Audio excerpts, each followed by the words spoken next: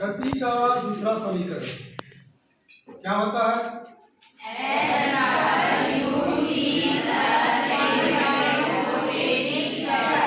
ये होता है। तो इसको हम जो है गणितीय विधि से सिद्ध करेंगे। तो गणितीय विधि से सिद्ध करते हैं तो उसके लिए यहाँ पर जो है VT ग्राफ बना हुआ है। क्या है? VT ग्राफ में T समय को x अक्ष में लेते हैं और y अक्ष में वेग वेलोसिटी को लेते हैं। यहाँ पर इसका प्रारंभिक वेग u है, अंतिम वेग v है। यहाँ पर समय प्रारंभिक समय 0 है और अंतिम समय t है। यह जो है त्वरित गति को प्रदर्शित करता है। तो त्वरित गति के लिए यह जो है ग्राफ है। इस ग्राफ में दो बिंदु लेते हैं A और B। A से यहाँ लंब डालते हैं, y अक्ष में लंब डालेंगे, B से x अक्ष में लंब डालते हैं और y अक्ष में लंब डालते हैं।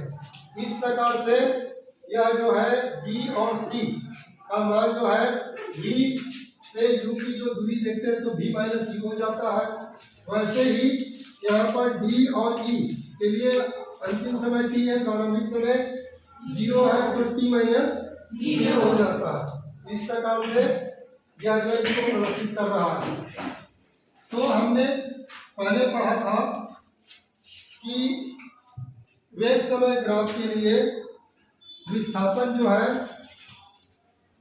उस आयत के क्षेत्रफल के बराबर होता है।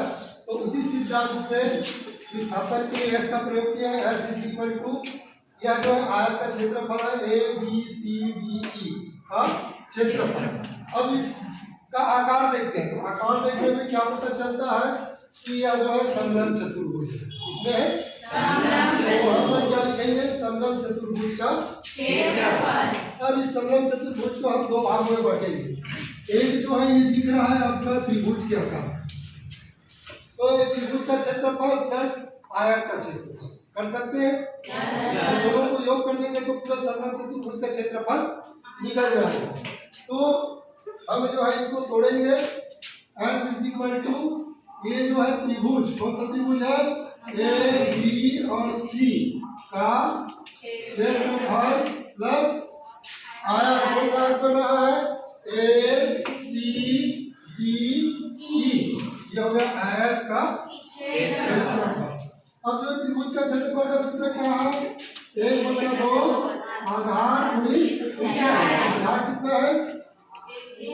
AC। आधार AC गुणित ऊंचाई कितनी है? B। त्रिभुज की AC।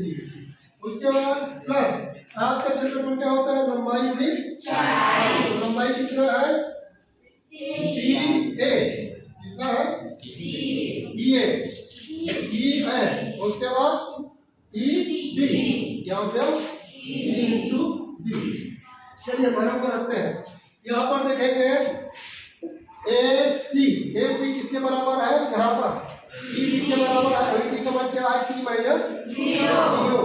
तो यहाँ पर हो जाएगा 1/2 T माइनस 0। उसके बाद CB किसके बराबर है?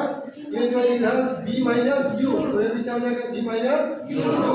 तो इसको भी लिखेंगे B माइनस U। उसके बाद प्लस अब देखते हैं EA किसके बराबर है? प्रारंभिक वेग U और ED किसके बराबर है? T। तो यहाँ पर करेंगे U into T